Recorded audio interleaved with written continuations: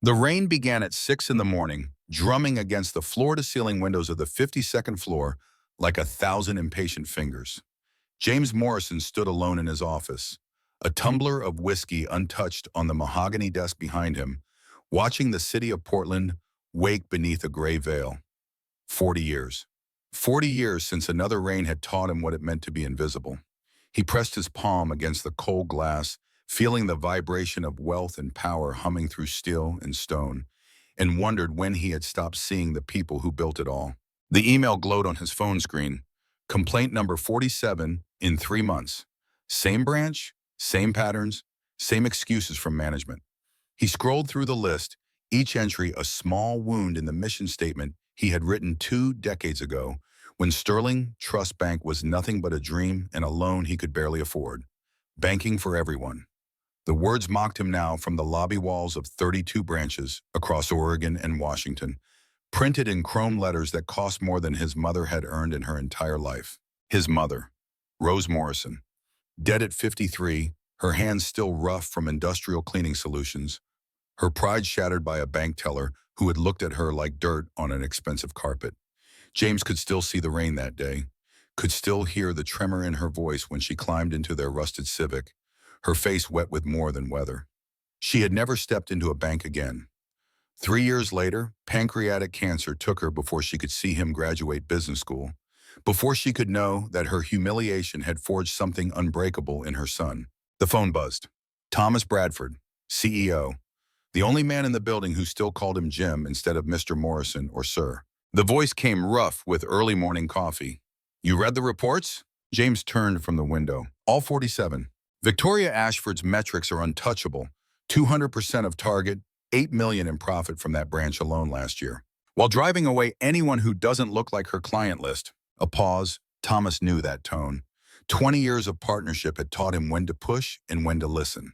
What are you thinking, Jim? James picked up the whiskey, let the amber liquid catch the gray light. My mother went to First National in 1984 to withdraw $200, her entire month's wages. They told her the account would be closed for insufficient minimum balance. The teller, I remember her face, Tom. She told my mother to find a bank more suited to her needs. Jesus. Mom cried all the way home. I was 12. I decided that day I would build a different kind of bank. And you did. Did I? James set the glass down without drinking. Or did I just build a prettier version of the same thing? Thomas exhaled slowly. What do you want to do? I want to see it for myself, not through reports, not through surveys. I want to walk into that branch the way my mother walked into First National. The silence stretched. Then Thomas laughed, short and sharp. You're serious. Completely. Jim, you're the chairman. You own 65% of this company. You can't just... I can do exactly that. James moved to his desk, pulling up the calendar on his laptop. Monday morning, 9:30. I'll be a customer. Marcus Hayes, recently unemployed, single father, checking account balance of $127. This is insane. It's necessary. James closed the laptop. Set it up. I need Diana to create the account history, make it look real. 4 years old, regular deposits, regular withdrawals, always hovering near zero. A few overdrafts, nothing criminal, just desperate. And if they recognize you, they won't. Nobody looks at poor people long enough to see their faces. The truth of it settled between them like sediment. Thomas cleared his throat. You'll need a child. You said single father. I'll ask Sarah. Isabella's 3.5 now. She'll think it's a game. Your sister won't like this. Sarah knows what happened to Mom. She'll understand. Another pause, longer this time. Okay, I'll have Diana handle the paperwork. But Jim, if this blows up, if the board finds out, let me worry about the board. James picked up the whiskey again, finally taking a sip. It burned clean and expensive down his throat. I spent 40 years building this company on a promise to my mother. It's time I find out if I kept it. The call ended. James stood in the silence of his empire, surrounded by art he barely noticed and furniture chosen by decorators he had never met, and felt the weight of what he was about to do settle into his bones, testing his own creation, becoming the ghost his mother had been. The rain continued its percussion against the glass, and somewhere 40 stories below, the people who made his wealth possible rushed through puddles to punch clocks and serve coffee and clean the offices where decisions about their lives were made by men in suits who had forgotten what rain on worn shoes felt like. He opened his desk drawer and pulled out an old photograph. Rose Morrison at 25, holding infant James on the steps of a duplex in southeast Portland. She was smiling, her dress simple but clean, her eyes bright with the kind of hope that poverty slowly erodes. James traced the edge of the photo with his thumb, the paper soft from years of handling. The decision crystallized. Monday, he would walk into Sterling Trust Bank downtown Portland as Marcus Hayes, and he would learn the truth about the institution built in his mother's name. Saturday morning arrived with pale sunlight struggling through clouds. James drove his personal car, not the Mercedes, but the 10-year-old Honda he kept for anonymity, to his sister's house in Selwood. Sarah opened the door with Isabella balanced on her hip, flour dusting her hands and a question already forming in her eyes. "You have that look," she said, stepping aside to let him enter. "The one that means you're about to do something either brilliant or catastrophic. Can it be both?" Isabella reached for him, and James took his niece, feeling the solid weight of her. She smelled like maple syrup and crayons. "Uncle Jim, we're making pancakes." "I can see that." He brushed flour from her nose, earning a giggle. Sarah closed the door and crossed her arms, waiting. She had inherited their mother's directness along with her dark eyes. James set Isabella down gently. "Go finish helping Mommy. I need to talk to her for a minute." The 3-year-old scampered back to the kitchen, already chattering about chocolate chips. Sarah led James to the living room, photos of her late husband still arranged on the mantel despite 3 years of widowhood. She had been a nurse before David died, before suddenly becoming a single mother had reshaped every priority. "I need to borrow Isabella," James spoke before Sarah could build her interrogation. "Monday morning, 3 hours, maybe 4. "For what?" "Research." "Jim." He met her eyes, saw his mother looking back at him through genetics and grief. "I'm going undercover, to one of our branches. I need to see how they treat customers who walk in looking like I did when we were kids." Sarah's expression shifted through surprise into something harder. Understanding. She remembered too. She had been 7 that day their mother came home in tears, old enough to know something had broken, too young to fix it. "You're serious?" "The branch has 47 complaints about discrimination in 3 months, all buried under profit margins and performance metrics. I need to see it myself." "And you need Isabella because?" "Single fathers are vulnerable, exhausted, easy to dismiss. If I walk in alone, I might just be poor. With a child, I'm a problem they want gone quickly." Sarah moved to the window, looking out at her small yard where Isabella's bike lay on its side next to a sandbox David had built the summer before his heart attack. When she turned back, her jaw was set in the way that meant she had made a decision and God himself couldn't change it. "You'll keep her safe." "Of course." "And this actually helps people? This isn't just you working through Mom?" James considered lying, offering easy assurances. Sarah deserved better. "It's both, but yes, it helps. If I can document what's really happening, I can fix it. Fire the people who've forgotten why we exist. Promote the ones who haven't. Mom would have thoughts about you lying to people. Mom would understand why." Sarah nodded slowly. "Isabella will need to look the part. I have clothes from the donation bag. And Jim, she can't know it's pretend. She's 3. She'll give it away. I'll tell her we're playing a game, that I'm Marcus today, not Uncle Jim. She'll love that.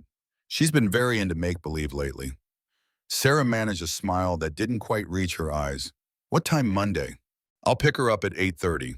They stood in the comfortable silence of shared history, 2 people who had learned early that the world divided itself between those who had and those who did not, and that the line between them was thinner than anyone with money wanted to admit. Isabella's voice rang from the kitchen, announcing that the pancakes were ready. James stayed for breakfast, letting his niece chatter about preschool and her imaginary friend and the cat she wanted but couldn't have because of Sarah's allergies. Normal life, simple concerns, the kind of ease that money could buy, but poverty made impossible. When he left, Sarah walked him to his car. "Jim, when you figure out who's hurting people at that branch, make them pay." He nodded, pulling out into traffic, already thinking about Monday, already becoming someone else. Sunday passed in preparation. Diana Park, his assistant of 15 years, arrived at his penthouse with the efficiency that made her irreplaceable.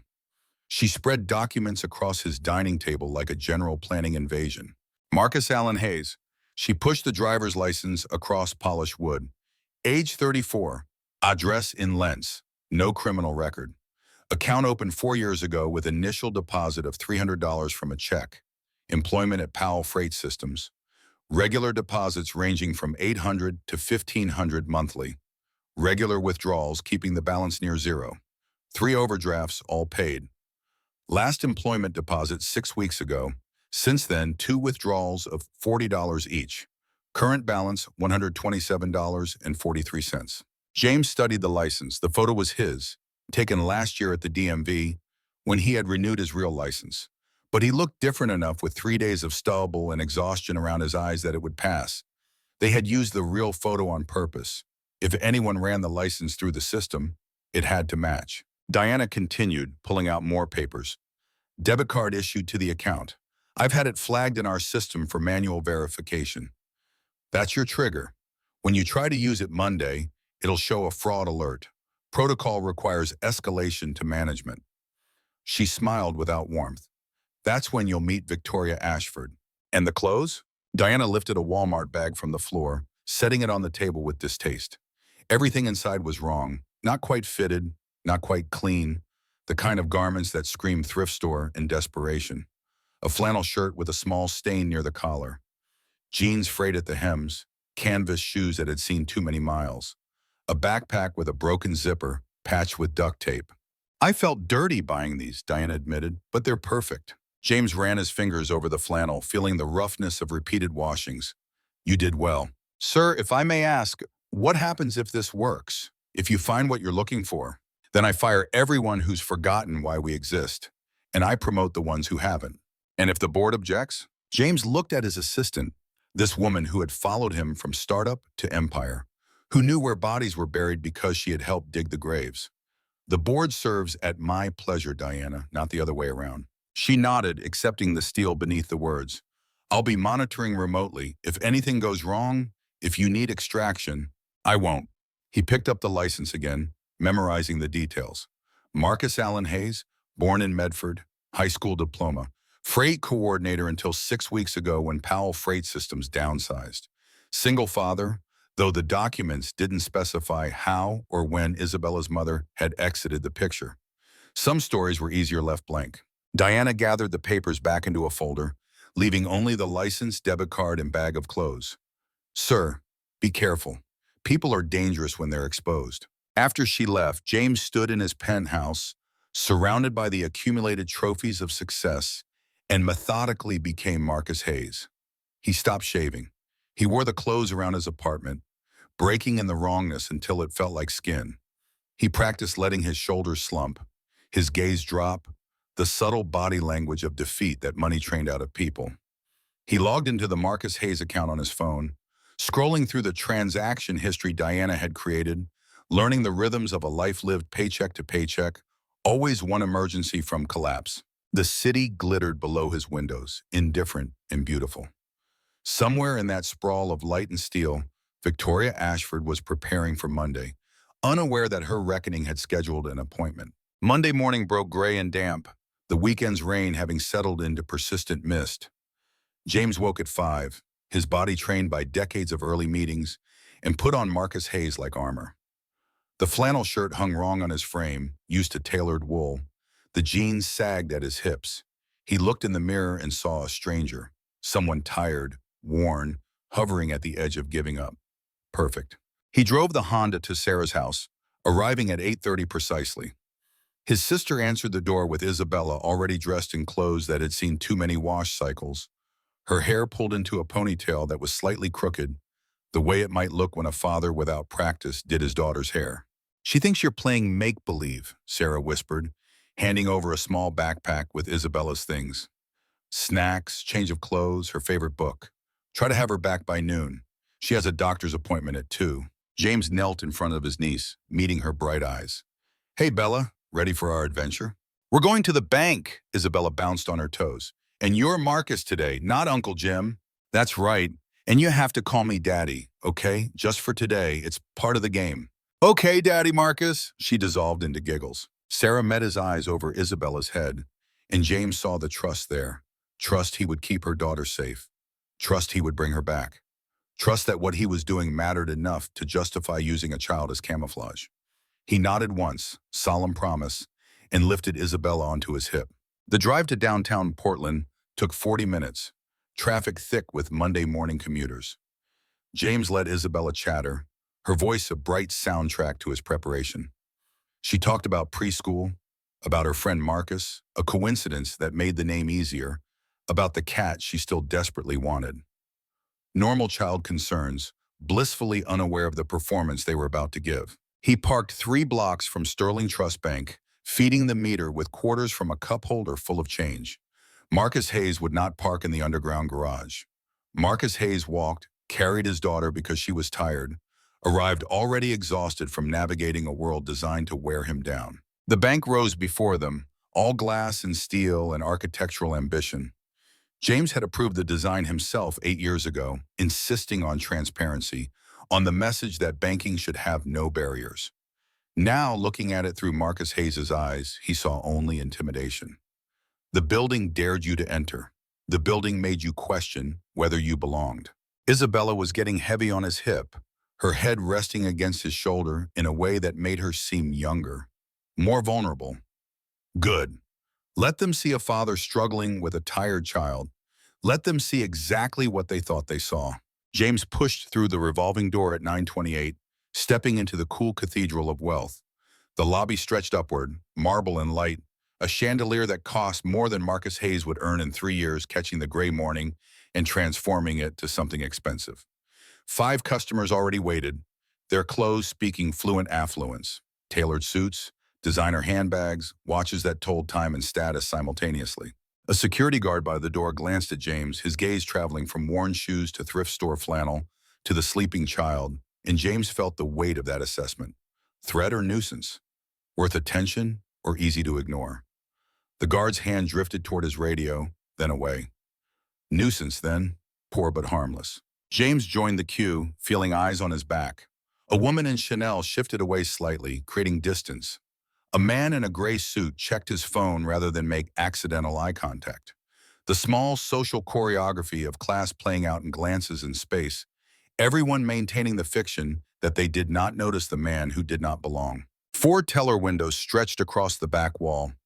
James counted the staff, 2 young women, 1 young man, all dressed in bank-approved professional attire that managed to look both uniform and individual.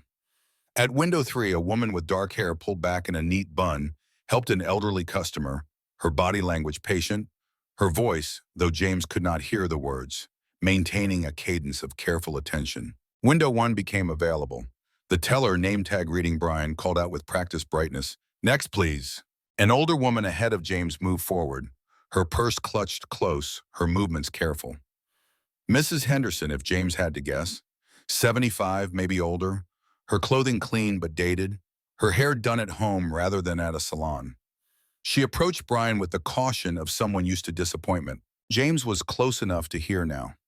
Mrs. Henderson's voice trembled slightly as she asked about interest rates on savings accounts, about what programs the bank offered for seniors, about whether $3,000 was enough to open an account that would pay her anything meaningful. Brian's responses came clipped and mechanical. "You need $10,000 minimum for our premier savings. Standard savings is 0.01% annually. Next account, please."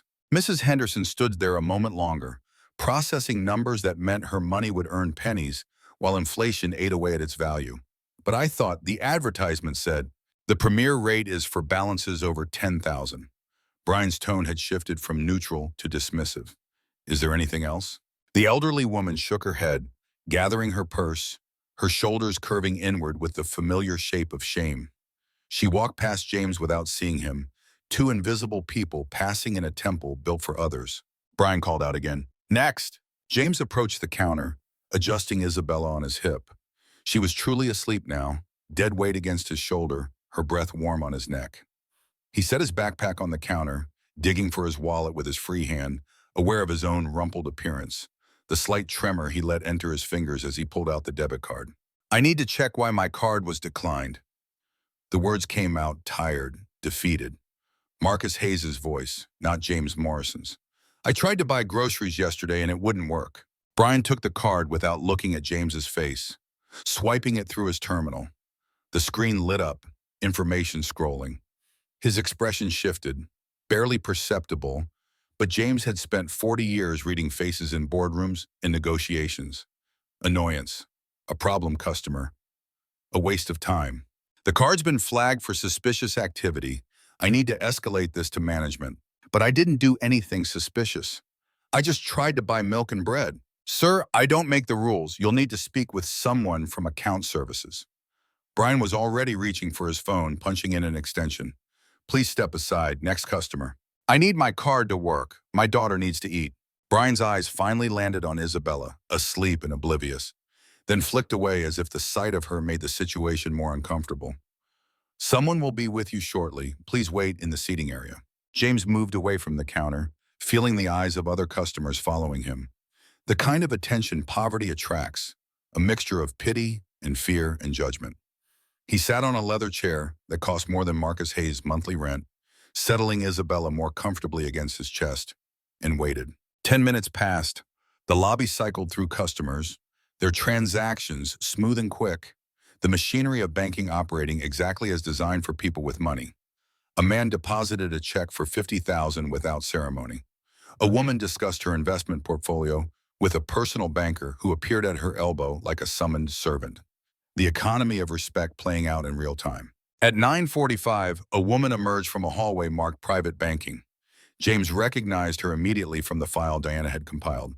Victoria Ashford, 36 years old, senior account manager, 5 years with Sterling Trust Bank. Performance reviews pristine. Profit margins extraordinary. Client satisfaction among high net worth accounts at 98%. Zero complaints ever filed by wealthy customers. 15 complaints filed by low-income customers in the past 6 months alone, all dismissed as misunderstandings or cultural differences or the inevitable friction of serving difficult clients. Victoria wore her authority like her Armani blazer, perfectly fitted, clearly expensive, impossible to ignore. Her heels clicked against marble with the sound of competence and control. She scanned the lobby until her eyes found James, and in that moment, he saw the calculation happen. Shabby clothes, sleeping child, body language of defeat. She had categorized him before she took 3 steps in his direction. Her face arranged itself into professional courtesy, but her eyes remained cool, assessing. This was a problem to be managed efficiently, then dismissed. When she spoke, her voice carried that particular kind of politeness that was actually dismissal disguised as manners. Mr. Hayes, I'm Victoria Ashford, Senior Account Manager. I understand you're having issues with your card. James stood, careful with Isabella, letting exhaustion show in his movements. Yes, ma'am. It was declined yesterday and I don't know why. I need to buy groceries. May I see your identification? He fumbled for his wallet again, the movement awkward with one hand, and passed over Marcus Hayes' driver's license. Victoria studied it with the thoroughness of suspicion, comparing the photo to his face, checking the address, the date of birth, looking for discrepancies, for reasons to deny, for the small mistakes that would justify sending him away.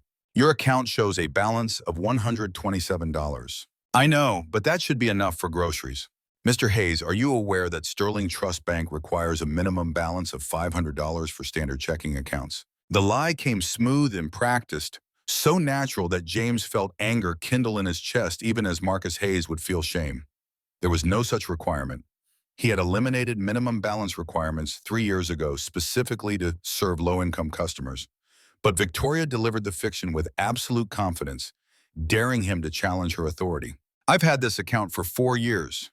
Nobody told me about a minimum. Policies change, Mr. Hayes. Victoria's smile was a carefully constructed thing, as artificial as the flowers on the reception desk. And frankly, with your current financial situation, her gaze traveled to Isabella, still asleep on his shoulder, and something in her expression hardened.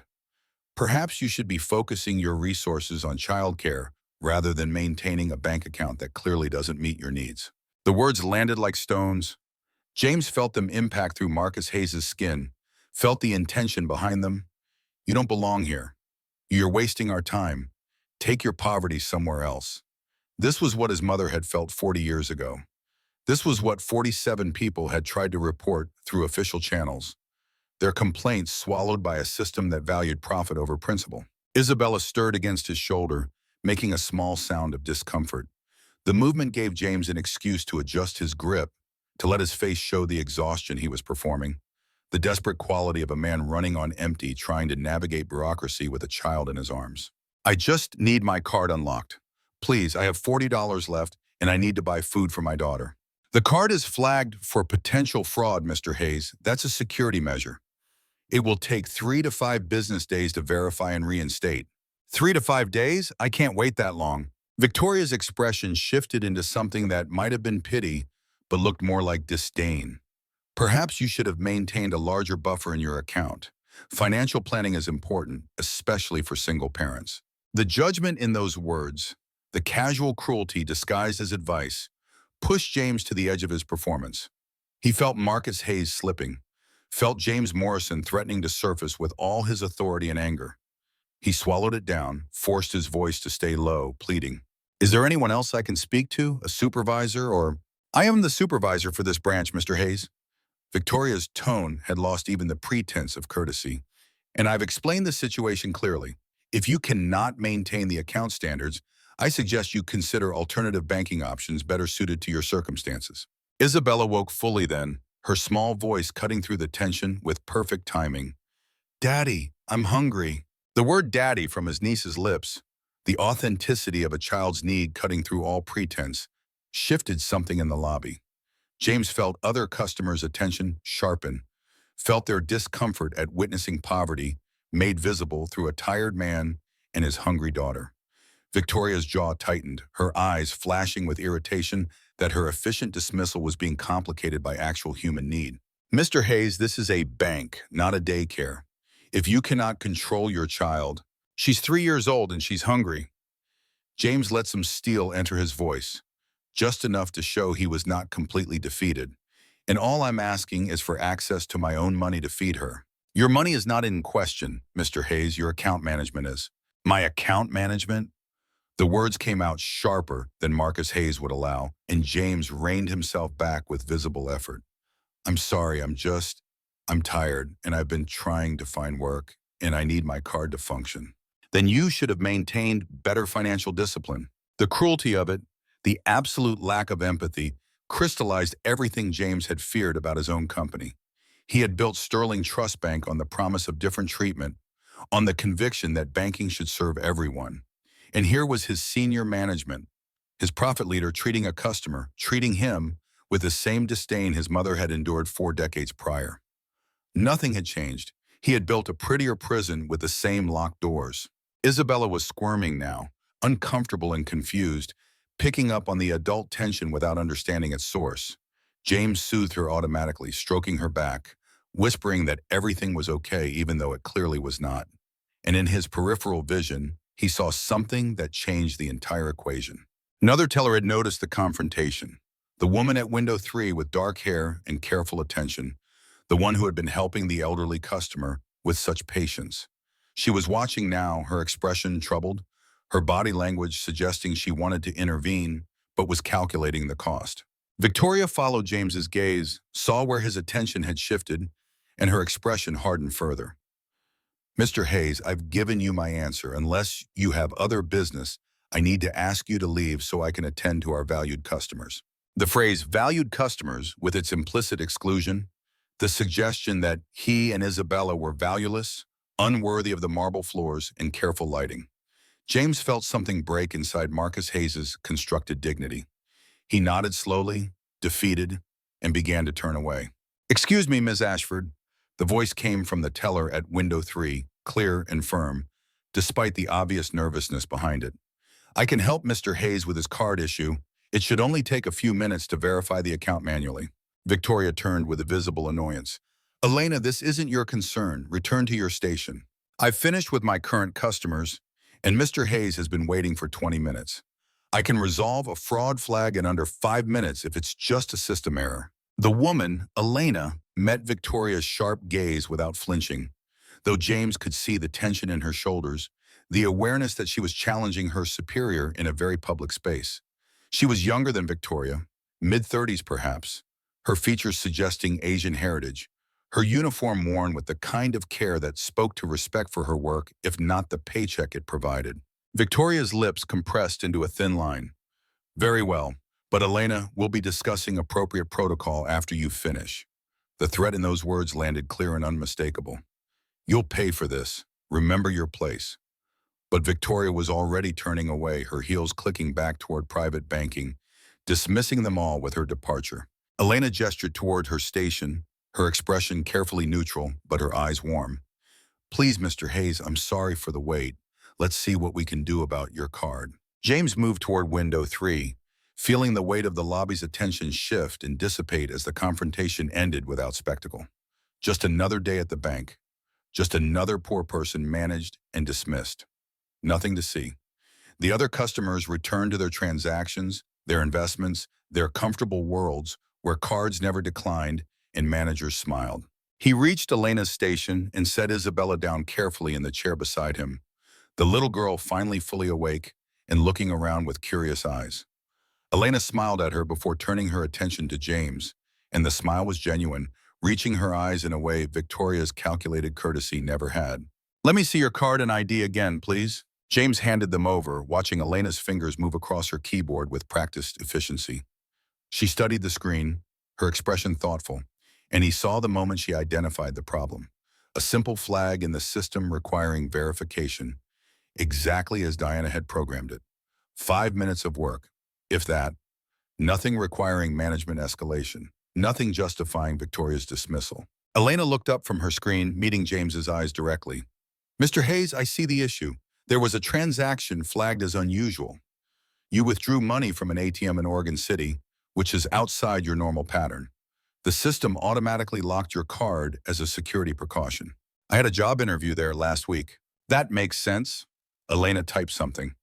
I can verify that this is your legitimate activity and unlock the card right now. Can you confirm that the $40 withdrawal was yours? Yes, gas money to get to the interview. Perfect. More typing, her movements sure and unhurried despite the implicit threat Victoria had left hanging in the air. All set, your card is active again. You should be able to use it immediately. The entire process had taken 3 minutes. James stared at the card Elena slid back across the counter.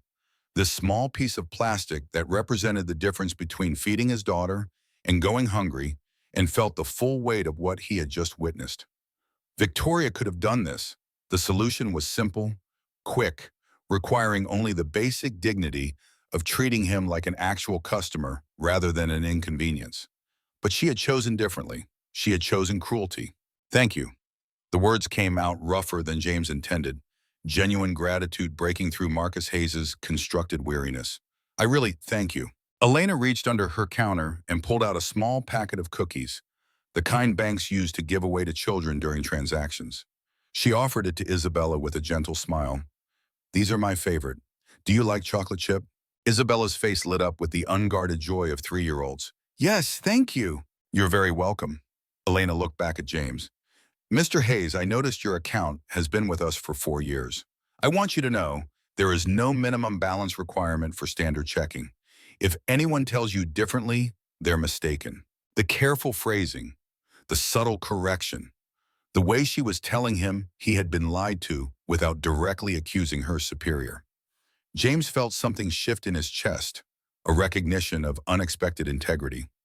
Diana's research had not mentioned Elena Chen specifically, just another teller, presumably. But this woman was different. This woman saw him, saw Marcus Hayes as a person rather than a problem. I appreciate that. I was told sometimes policies get confused. Elena's voice stayed neutral, professional, but her eyes held understanding. If you have any other questions, my name is Elena Chen. I'm here Monday through Friday, 9 to 5. Please don't hesitate to ask. She slid a business card across the counter, and James took it automatically. Studying the simple cardstock with Sterling Trust Bank's logo and Elena Chen's name in direct extension printed in modest font. A lifeline extended to a stranger who appeared to need one. Isabella was already eating her cookie, chocolate smearing her fingers, oblivious to the small drama unfolding around her. James pulled a napkin from the counter dispenser and cleaned her hands with the practiced efficiency of actual fathers, playing his role to the end. Thank you, Miss Chen. You've been very kind. Just doing my job, Mr. Hayes. But she smiled again, and James recognized in that expression the same quality his mother had possessed, the ability to maintain decency in the face of a system designed to erode it. He gathered Isabella in the backpack, preparing to leave, when Elena spoke once more, her voice low enough that only he could hear. Mr. Hayes, about job hunting, there's a community resource center on 82nd that helps with resume building and interview skills. Free services. My father used them when he first immigrated. They're good people. The gesture touched James in a way Victoria's cruelty had not. This was empathy made action. This was someone seeing past the immediate transaction to the human being struggling within it. This was what Sterling Trust Bank was supposed to be, distilled into one teller who apparently understood the mission better than senior management. I'll look into that, thank you. James walked toward the exit, Isabella's hand in his, the lobby already forgetting them as new customers entered with their larger problems and more valuable accounts. But as he pushed through the revolving door back into Portland's gray mist, he felt the weight of what he had learned settling into his bones. He had come seeking evidence of discrimination. He had found it clear and undeniable, wrapped in Victoria Ashford's contempt. But he had also found something unexpected, a counterpoint, a reminder that his mother's dream was not entirely dead. Elena Chen had performed a small act of professional rebellion by simply treating him with dignity, and in doing so had restored something James Morrison had begun to fear he had lost forever. The humanity at the heart of his mission. He strapped Isabella into her car seat, the little girl already asking questions about lunch and when they would play pretend again. James drove away from Sterling Trust Bank with his mind already working through the implications, the evidence gathered, the changes that needed to be made. But underneath the strategic planning, beneath the chairman's cold analysis, James felt something warmer stirring. He had walked into that bank as Marcus Hayes to test his employees' integrity. He had left with his faith in the bank's mission shaken and simultaneously reinforced. Some people had forgotten why Sterling Trust Bank existed. One person had not. The question now was what he would do about both truths. James returned Isabella to Sarah's house by 11:30, his niece chattering the entire drive about the nice lady who gave her cookies and how playing Marcus was fun, but she was ready to be just Isabella again. Sarah met them at the door with questions in her eyes, but James shook his head, not yet, not in front of the child, and promised to call her that evening. He drove back to his penthouse in silence, the weight of Monday morning settling into something harder than evidence, something personal. Diana was waiting in his office when he arrived, her laptop already open, security footage from the bank queued and ready. She had accessed the feeds remotely, using the access codes James maintained for exactly this kind of situation, monitoring his own empire, watching from angles customers never imagined existed. How bad? Her question came clinical, professional, but Diana had worked with him long enough to read the tension in his shoulders. Worse than the report suggested. James shed Marcus Hayes' flannel shirt, replacing it with one of the tailored Oxfords that lived in his office closet. The transformation back felt like peeling off dead skin. Victoria Ashford told me there was a minimum balance requirement that doesn't exist. Suggested I was a bad parent for maintaining a bank account when I should be focused on childcare.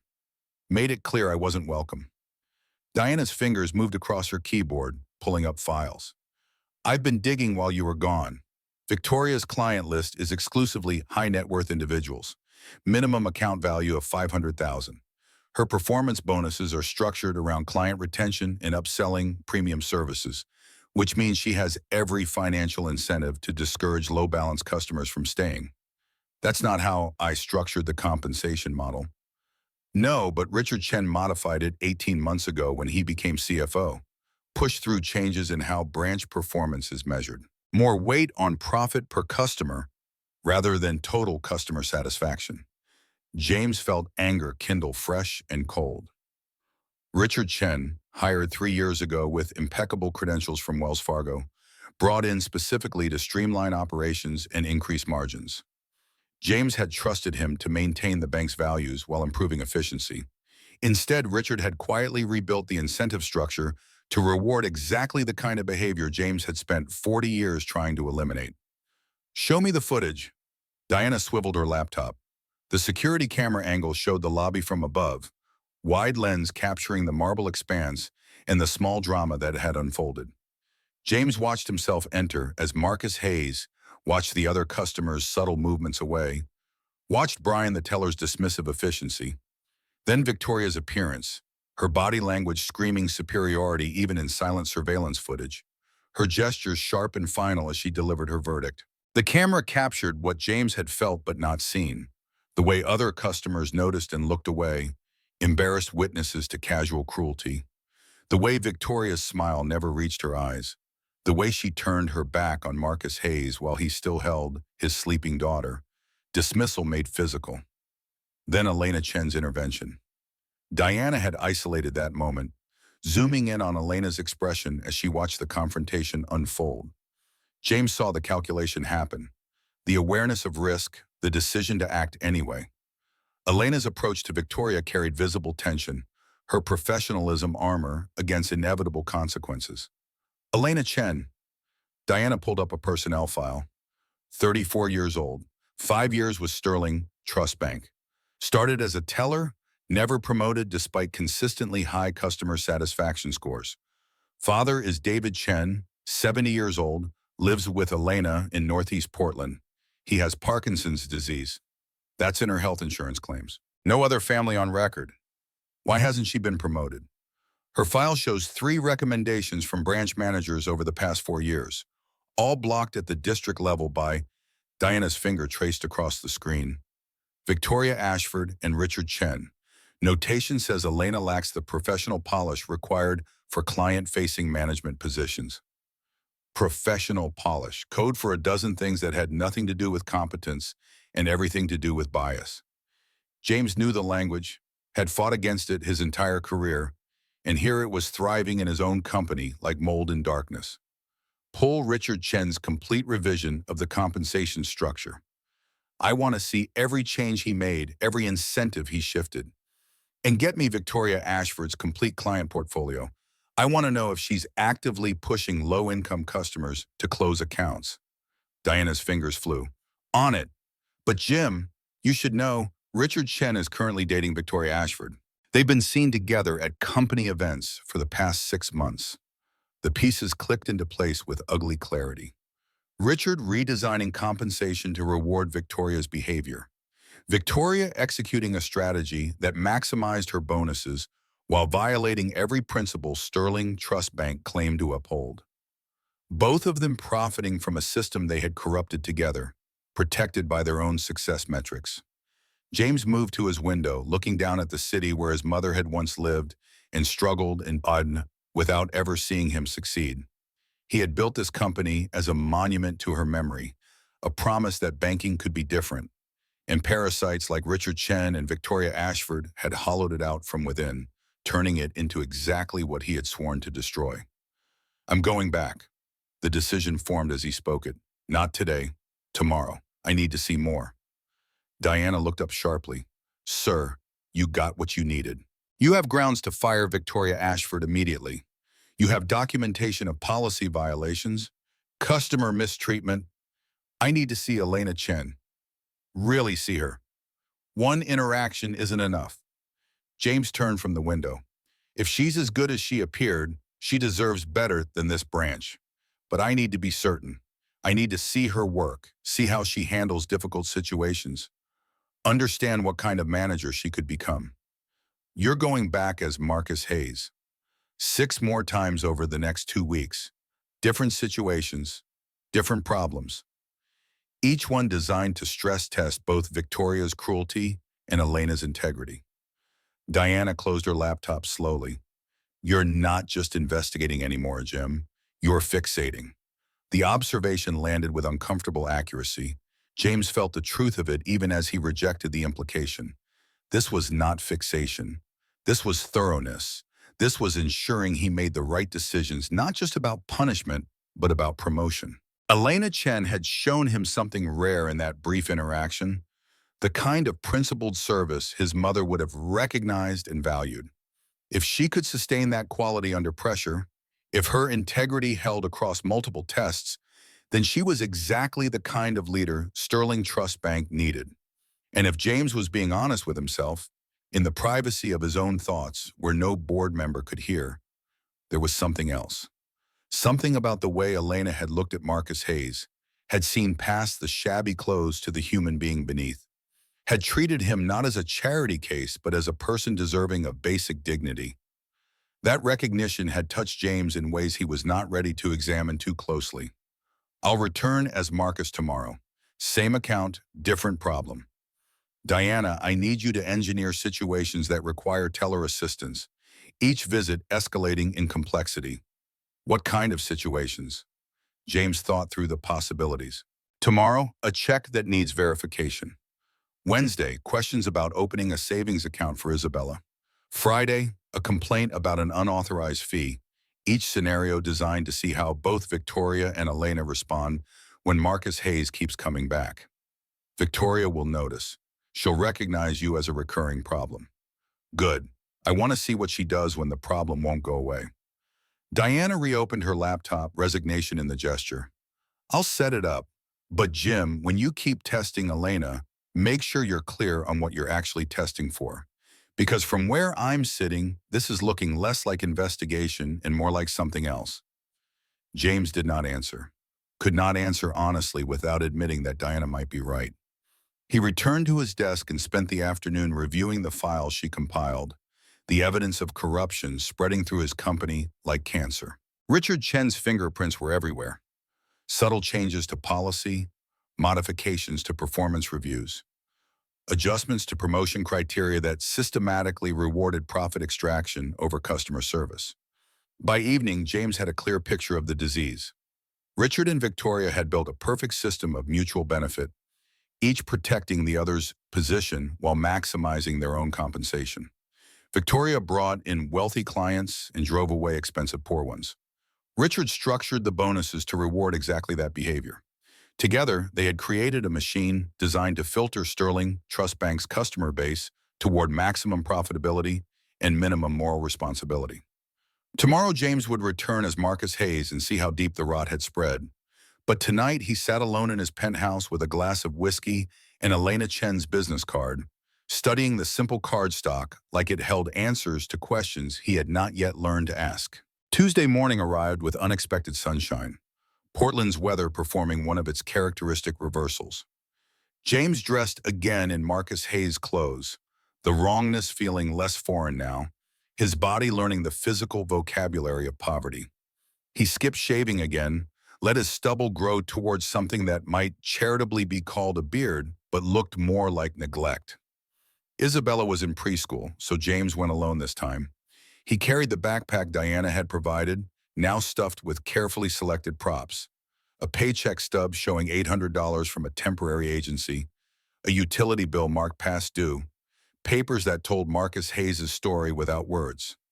Diana had also provided a check from a fictitious employer, made out to Marcus Hayes for $600, 2 weeks' work at a warehouse job, the kind of employment that kept people trapped just above drowning. Sterling Trust Bank looked different in sunshine, less cathedral and more fortress. James entered at 10:15 during the mid-morning lull when the rush of early banking had passed, but lunch hour had not yet arrived. 4 customers waited, none of them the expensive kind Victoria favored. 2 elderly women, a young man in a fast food uniform, a mother with twin toddlers already showing signs of impending meltdown. Brian was at window 1 again, Elena at window 3. No sign of Victoria, though her office door stood open, suggesting she was somewhere in the building. James joined the queue behind the mother with twins, close enough to hear Elena patiently helping one of the elderly women understand her statement, explaining each line item with a clarity that never condescended. When James's turn came, Elena looked up and recognition flickered across her features. Surprise, followed by something that might have been concern. She gestured him forward, her professional mask settling into place. Mr. Hayes, good morning. How can I help you today? James laid the check on the counter. I got paid yesterday. I need to deposit this, but I wanted to make sure it clears before I try to use the money. Last time I deposited a check, it took a week and I overdrafted because I thought the money was available. Elena picked up the check, studying it with the same careful attention she had given his identification the day before. Her eyes moved across the details. Employer name, amount, signature. James watched her process the information, saw the moment she noticed the address on the check matched a known temporary staffing agency. This should clear in 2 business days. I can deposit it now, but the funds won't be fully available until Thursday morning. Is there any way to make it faster? I have bills due Wednesday. Unfortunately, check holds are based on federal regulations and the issuing bank's processing time. However, Elena turned to her computer, typing quickly, I can see your account history shows you've been with us for several years without significant issues. I can request an exception to release half the funds immediately and the rest on Thursday. The solution was creative, bending policy without breaking it, finding space within regulations to serve actual need rather than hiding behind them. James felt the same recognition he had experienced the day before. This woman understood the difference between rules and purpose, between policy and service. That would help. Thank you. Elena processed the deposit, her fingers moving with practiced efficiency across her keyboard. She printed the receipt and circled the available balance, then circled again the date when full funds would clear. Small gestures of clarity, making sure Marcus Hayes understood exactly where he stood. Mr. Hayes, I noticed you mentioned overdrafts in the past. Did you know we offer account alerts? You can get text messages when your balance drops below a certain amount. It's free, and it might help you avoid fees. I didn't know that was an option. Most people don't. Let me set it up for you. More typing, Elena pulling up settings Marcus Hayes had never accessed. What threshold would you like? I'd recommend setting it at $100 so you get a warning before you're close to zero. That sounds good. Elena configured the alerts, explaining each step in language that assumed intelligence, but not prior knowledge. The difference was subtle but significant. She was teaching rather than condescending, empowering rather than patronizing. James watched her work and understood why Victoria and Richard had blocked her promotions. Elena made customers smarter about their own finances, helped them avoid the fees and penalties that padded bank profits. She was too good at actual service to be profitable by Richard Chen's metrics. The transaction completed, Elena slid the receipt across the counter along with a small pamphlet. This explains all our account services, including the alerts we just set up. And Mr. Hayes, about those bills due Wednesday. If any of them are utilities, most companies offer payment plans if you call them directly. Don't wait for disconnect notices. Call today, explain your situation. They're usually more flexible than people expect. The advice came gentle and unbidden, another small act of service beyond the transaction. James accepted the PAM-FAM with genuine gratitude bleeding through Marcus Hayes' weariness. I appreciate that. I didn't know I could negotiate. Most people don't, but you can negotiate almost anything if you ask respectfully and explain your circumstances. Remember that. James nodded, gathering his papers. As he turned to leave, Victoria Ashford emerged from her office, coffee cup in hand, her gaze sweeping the lobby with the territorial assessment of a predator monitoring its hunting ground. Her eyes landed on James and something cold flickered across her expression.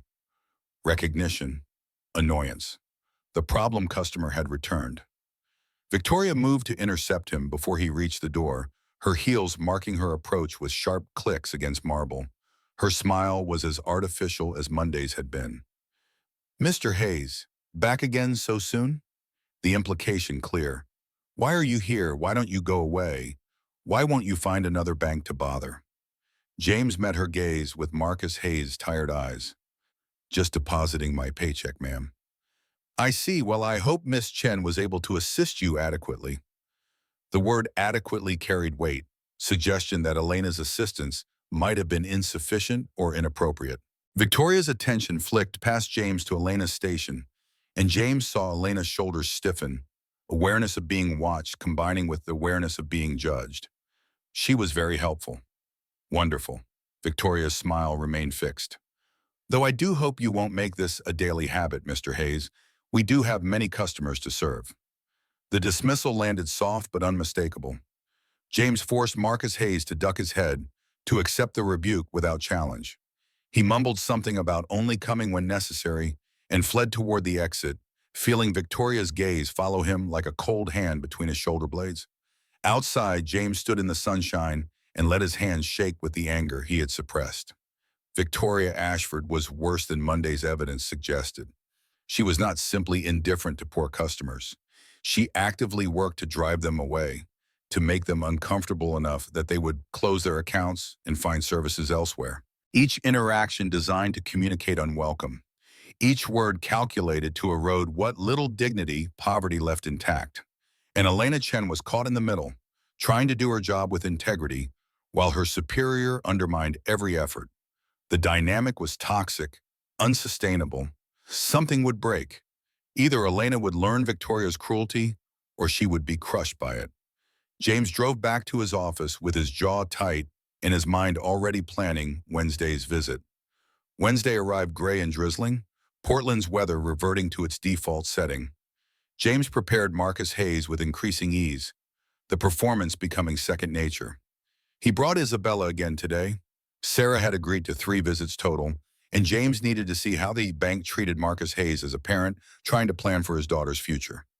They entered Sterling Trust Bank at 2 in the afternoon, Isabella energetic after preschool, her chatter filling the quiet lobby. 3 customers waited, all of them middle-aged professionals conducting business with the efficient detachment of people for whom banking was a minor inconvenience rather than a source of stress. Brian's station was empty today, replaced by a young woman whose name tag read Jennifer. Elena stood at window 3, currently helping an older gentleman navigate online banking on a tablet. James watched her patience, the way she adjusted her explanations based on the customer's understanding, never rushing despite the complexity of the topic. Victoria emerged from her office almost immediately, as if she had been waiting. Her expression when she saw James and Isabella combined recognition with barely concealed irritation. She approached before James could join the queue, her body language blocking his path to the teller stations. "Mr. Hayes, becoming quite the regular, aren't you?" Isabella tugged on James's hand. "Daddy, is that the mean lady?" The words rang clear in the lobby's acoustics, drawing attention from other customers. Victoria's expression hardened, color rising in her cheeks. James squeezed Isabella's hand gently. "Bella, that's not polite." But the damage was done, and James felt a surge of fierce satisfaction. Children had a gift for seeing through artifice, for naming truths adults learned to ignore. Victoria was the mean lady. A 3-year-old had diagnosed the problem in 3 words. Victoria's voice came tight and controlled. "Mr. Hayes, perhaps we should speak privately about your continued visits to this branch. I'm just here to open a savings account for my daughter. That's something that can be done online. You don't need to come into the branch. I don't have internet at home right now. I need to do it here." Victoria's jaw clenched. "Miss Chen can assist you, but Mr. Hayes, I must insist that you control your daughter's behavior while you're in the bank. We maintain professional standards." She stalked back to her office before James could respond, and he felt Isabella shrink against his leg, confused by the adult tension. He knelt down, meeting his niece's eyes. "You didn't do anything wrong, Bella. Sometimes grown-ups are having bad days." "She didn't like me." "That's her problem, not yours. Come on, let's see if Miss Elena can help us." Elena's customer had finished, and she waved James forward with a welcoming smile that included Isabella. The little girl brightened immediately, remembering cookies and kindness. "Hi, Miss Elena." "Hello, sweetheart." "And hello, Mr. Hayes. What can I help you with today?" James lifted Isabella onto the chair beside him, keeping one hand on her shoulder. "I want to open a savings account for Bella, just something small, maybe $5 a month. I want her to learn about saving money." Elena's expression softened with something James could not quite name. Approval? Recognition of a parent trying despite circumstances? She pulled out a form, then paused. "Mr. Hayes, for a child's savings account, we normally recommend our Young Savers program. No minimum balance, no monthly fees, and we add $1 for every $5 deposited, up to $20 per year. It's designed specifically for parents who want to teach financial literacy." James had approved that program himself 4 years ago, funding it from his personal wealth because the board had deemed it unprofitable. Hearing Elena describe it, understanding she was guiding Marcus Hayes toward the best possible option, despite it generating 0 revenue for the bank, reinforced everything he had begun to suspect about her integrity. "That sounds perfect. How do I start?" Elena walked him through the paperwork, explaining each section in language Isabella could partially understand, making the child feel included in her own financial planning. She asked Isabella what she wanted to save for, and the little girl answered with 3-year-old logic. A cat! A big orange cat named Pumpkin! That's a wonderful goal. Elena wrote savings goal cat in the notes section, treating Isabella's dream with the same seriousness she would treat an adult's retirement planning. Now, every time your daddy puts money in this account, you'll be getting closer to Pumpkin the cat. Isabella bounced in her chair with excitement, and James felt his throat tighten with unexpected emotion. This was what banking should be. Not marble and chandeliers and careful exclusion, but human beings helping each other build futures one $5 deposit at a time. Elena processed the account opening, contributing the initial $5 from Marcus Hayes's checking, then adding the bank's matching dollar. There you go. $6 in your savings account, Miss Isabella. You're already on your way to Pumpkin. Thank you, Miss Elena. Isabella hugged the receipt Elena handed her like it was a treasure map. Elena leaned forward slightly, lowering her voice so only James could hear. Mr. Hayes, I noticed you mentioned not having internet at home. The Multnomah County Library has free internet access and computers if you need to handle other banking online. They also offer free computer classes if you want to learn more about managing accounts digitally. Another gift of information, another small act of empowerment. James accepted it with a gratitude that was only partially performance. I'll look into that. Thank you. As James gathered Isabella to leave, Victoria appeared again, materializing from her office like a recurring nightmare. Her gaze moved from James to Elena to the paperwork on Elena's desk, and calculation flickered across her features. Miss Chen, a moment please. Mr. Hayes, have a good day. The dismissal was clear, but James lingered near the door, pretending to help Isabella with her coat while actually watching the interaction between Victoria and Elena. Victoria's body language radiated disapproval, her gestures sharp and cutting. Elena's shoulders squared, but she nodded at whatever reprimand Victoria delivered. James stepped outside into the drizzle with Isabella's hand in his and murder in his heart. Victoria was not just cruel to customers, she was punishing Elena for showing kindness. The toxicity ran deeper than he had imagined, and Elena was trapped in it, trying to maintain her integrity while her supervisor systematically attacked her for it. Thursday and Friday followed similar patterns. James returned each day with new problems, new needs, each visit designed to test both Victoria's hostility and Elena's patience. Thursday brought questions about overdraft protection. Friday featured a complaint about an unexpected fee. Each time, Elena solved the problem with efficiency and grace. Each time, Victoria appeared to radiate disapproval and thinly veiled threats. By Friday afternoon, James had seen enough. Victoria Ashford was beyond redemption, her cruelty systematic and intentional. But Elena Chen was exactly what Sterling Trust Bank needed. Principled, competent, genuinely committed to service over profit. She deserved promotion. She deserved protection. She deserved to work somewhere her values were reinforced rather than punished.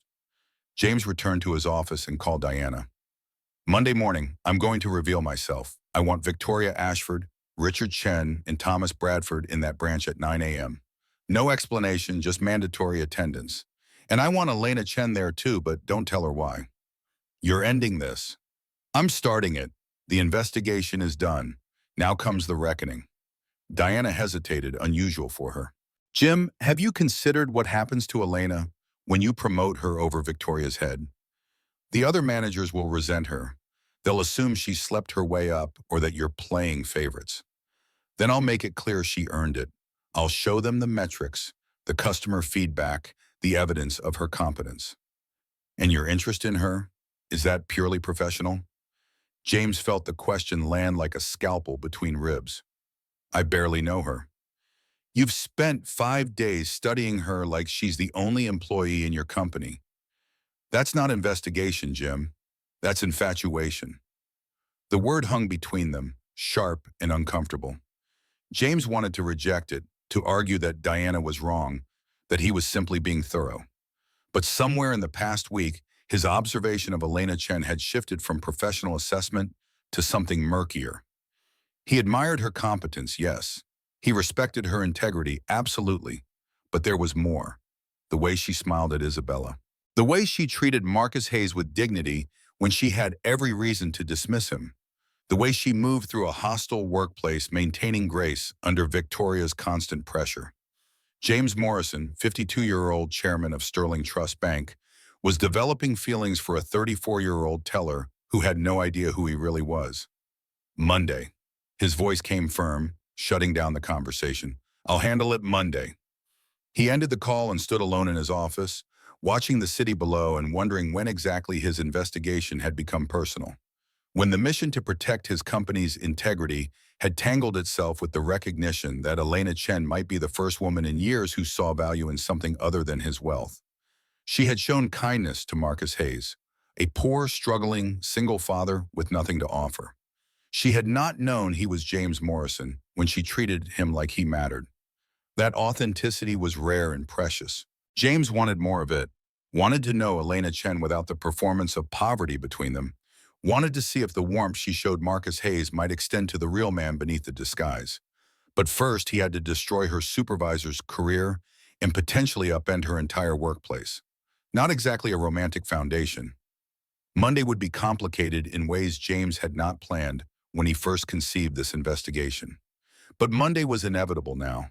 The machinery was in motion. All that remained was to see who survived the collision.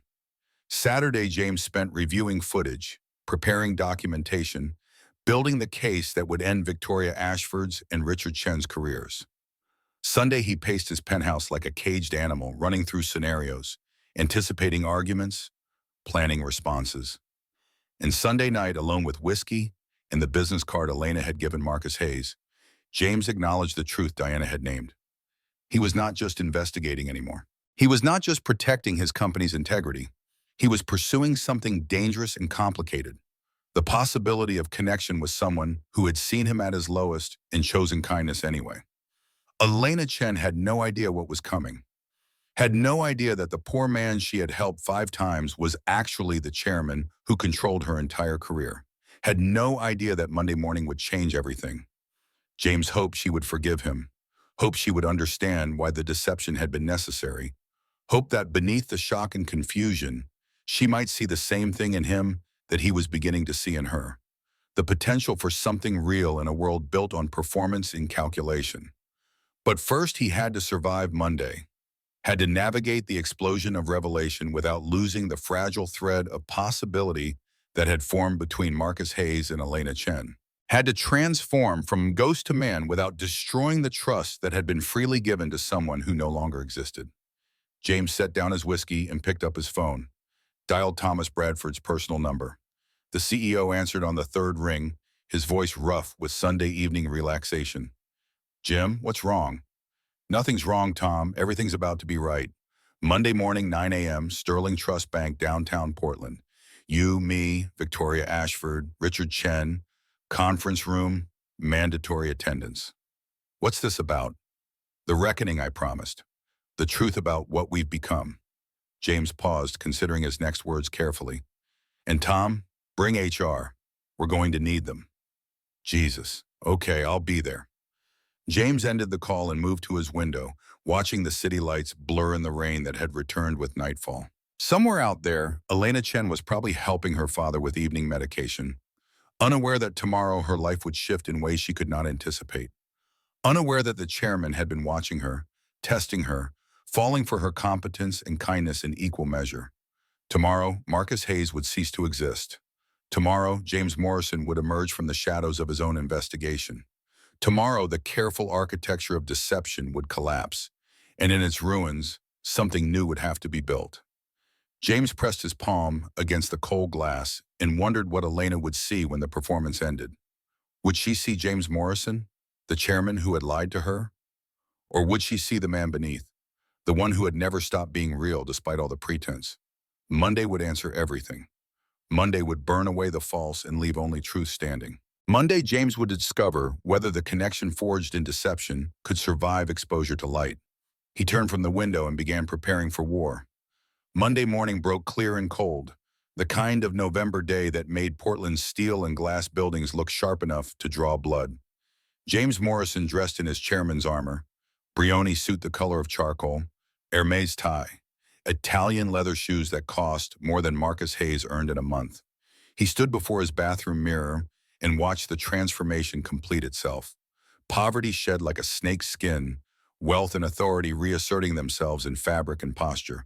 The man looking back bore little resemblance to the exhausted father who had carried a sleeping child through bank doors a week ago. Diana met him in the parking garage at 7:30, two folders thick with documentation in her arms. Her expression carried the wariness of someone watching a friend walk toward a cliff edge. Everything's arranged. Thomas, Victoria, and Richard will be in the conference room at 9. Elena Chen has been told there's a mandatory staff meeting regarding customer service protocols. She doesn't know you'll be there. James accepted the folders, flipping through evidence he had already memorized. Security footage, transaction records, customer complaints, the architecture of corruption rendered in spreadsheets and video timestamps. Everything needed to dismantle two careers and rebuild a third. In HR, Margaret Chen, no relation to Elena, will be present as witness. I've briefed her on the termination protocols. She's prepared for the legal exposure. Richard Chen will threaten to sue. Let him. We have documentation of embezzlement. He can choose between quiet termination or criminal prosecution. James closed the folders and met Diana's eyes. You think I'm making a mistake. I think you're about to promote a woman who believes you're a struggling single father. And you haven't considered how that betrayal will land. She showed you kindness when she thought you were Marcus Hayes. When she learns you lied, that kindness will feel like currency you paid with false bills. The observation cut clean and deep. James had spent the weekend constructing justifications. The investigation was necessary. The deception required. The ends justified the means. But Diana was right about the human element he had systematically avoided examining. Elena had treated Marcus Hayes with dignity because that was who she was. She had given freely of empathy and service because her values demanded it. And James had tested those values like a scientist prodding specimens under glass, never considering how the specimen might feel about being observed. I'll explain. She'll understand why it had to be this way. Will she? Or will she understand that the chairman of her company manipulated her for a week to satisfy his own curiosity? Diana shifted the remaining folder in her arms. Jim, I've worked with you for 15 years. I know you're capable of compartmentalizing business from personal, but this situation requires you to integrate them, and I'm not sure you know how. James took the second folder. I'll figure it out. Before or after you destroy her workplace and upend her career? I'm not destroying anything. I'm cleaning out corruption and promoting someone who deserves recognition. You're promoting someone you're attracted to. That's going to complicate everything, whether you acknowledge it or not.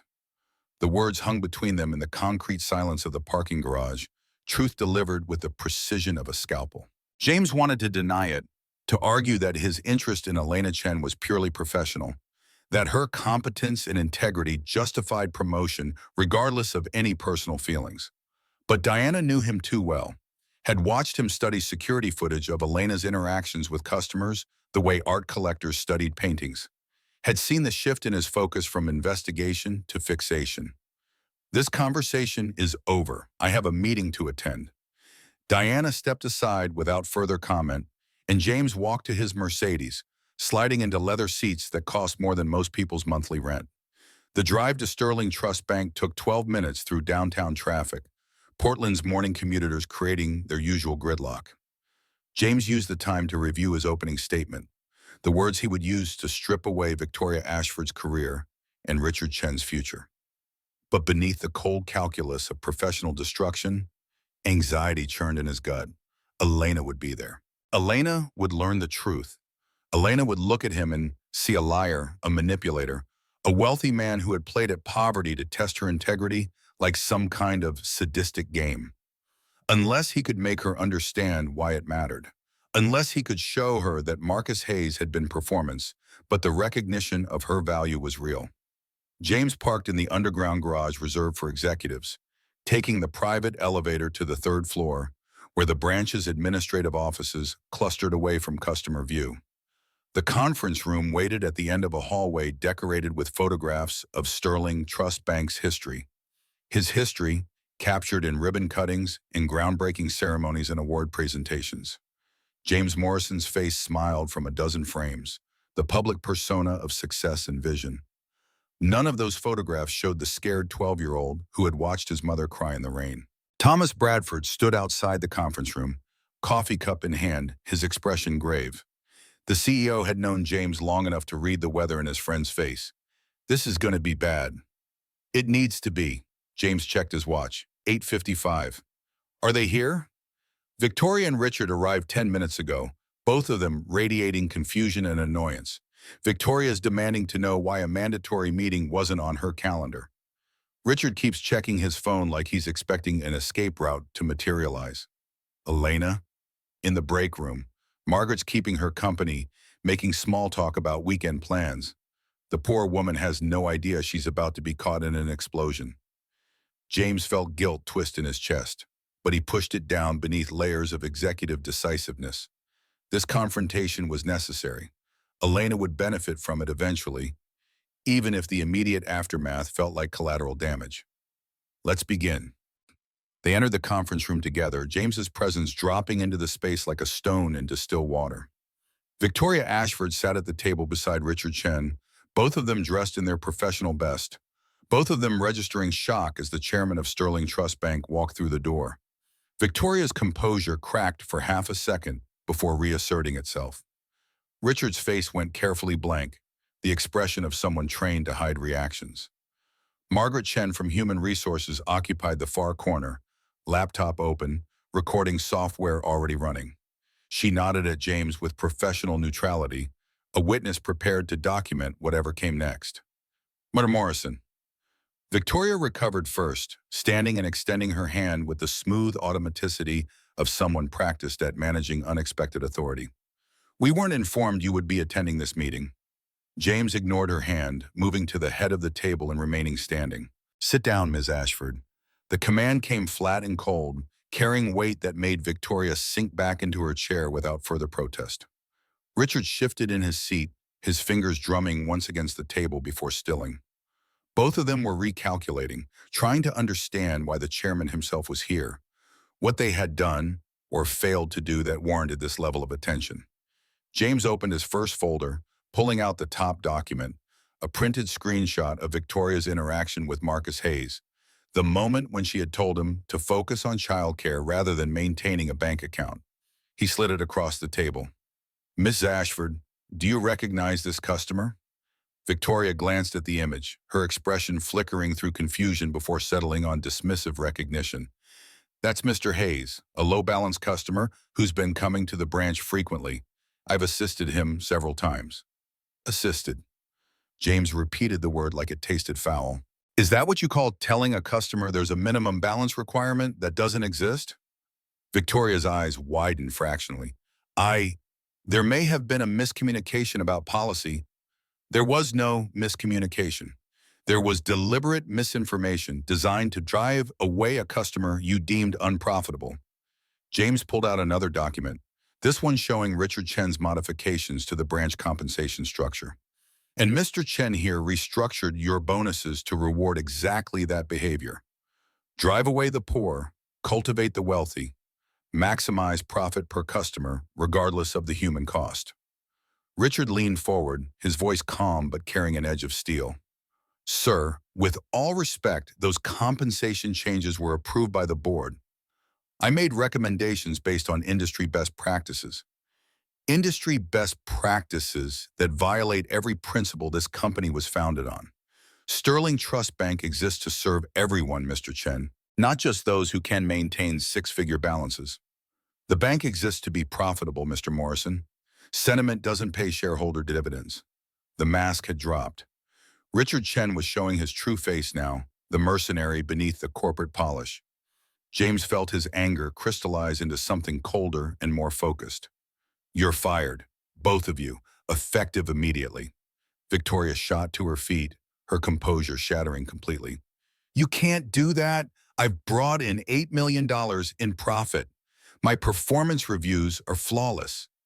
Your performance reviews were written by Mr. Chen, who was simultaneously dating you and embezzling from client accounts. Both documents are now suspect. James pulled out the embezzlement evidence, laying it on the table like a prosecutor displaying murder weapons. 12 high net worth accounts showing irregular transfers to a Delaware LLC owned by Mr. Chen's wife. $2.3 million over 18 months. I can have the FBI here within the hour, or you can resign quietly and face only civil penalties. Richard's face had gone pale, his careful composure cracking to reveal the trapped animal beneath. Those transfers were investment reallocations. Perfectly legal portfolio management. Without client authorization or documentation? Try again. Thomas Bradford stepped forward, placing termination paperwork on the table in front of both Victoria and Richard. Sign these. You have 5 minutes. Your personal effects will be shipped to you. Building security is waiting outside to escort you from the premises. Victoria's hands shook as she stared at the papers. This is insane. You're destroying my career over helping low-income customers understand their limitations? I'm destroying your career because you forgot that those customers are human beings. James leaned forward, his voice dropping to something quiet and lethal. My mother was once that poor woman you couldn't be bothered to treat with basic dignity. She died believing banks existed to humiliate people like her. I built this company to prove her wrong, and you turned it back into exactly what I swore it would never become. The words fell into silence, heavy as concrete. Victoria's gaze flickered between James and the termination papers, calculation visible in her eyes. Fighting would mean exposure, publicity, the detailed documentation of her cruelty entered into public record. Signing meant quiet exit, the ability to spin her departure as pursuing other opportunities. She picked up the pen with shaking fingers and signed. Richard took longer, his jaw clenched with barely suppressed fury. But he signed too, because the alternative was criminal prosecution and prison time. They stood together, two people who had corrupted James's company from within, now stripped of power and authority in future. Security will escort you out through the back entrance.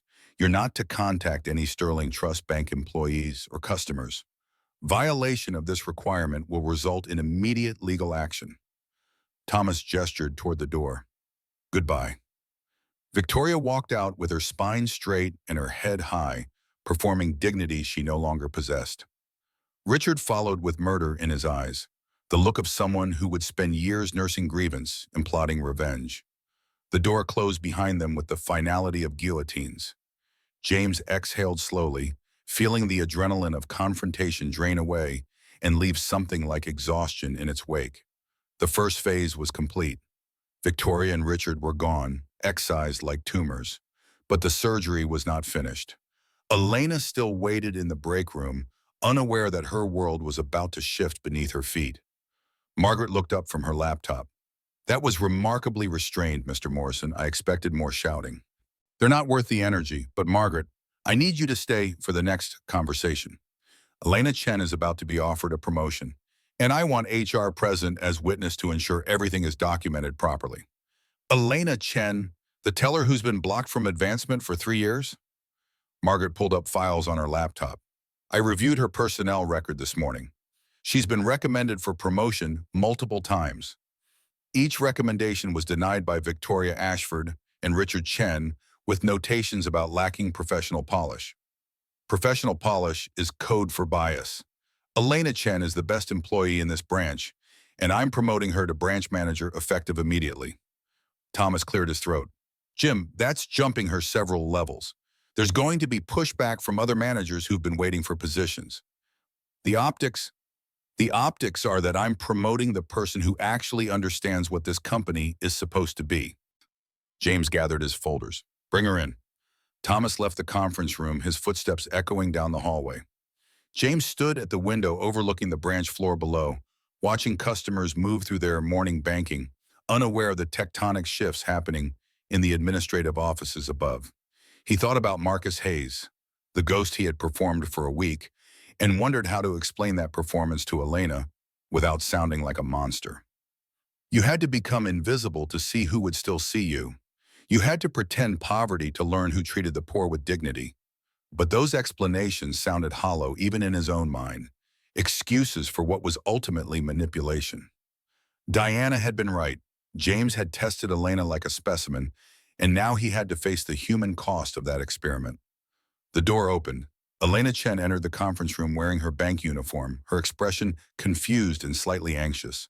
Her gaze moved from James to Margaret to Thomas, trying to decode the situation from body language and context. She stood near the door as if ready to flee. "Mr. Morrison, I'm sorry. I thought this was a staff meeting about customer service." "It is. Please sit down, Miss Chen." Elena moved to the table with visible reluctance, her hands clasped in her lap, her shoulders carrying the tension of someone expecting reprimand. James watched her arrange her features into professional neutrality and felt his heart constrict with the knowledge that he was about to shatter that careful composure. "Miss Chen, you've been with Sterling Trust Bank for 5 years. Your customer satisfaction ratings are consistently the highest in your branch. You've been recommended for promotion 3 times. Each recommendation was blocked by Victoria Ashford and Richard Chen.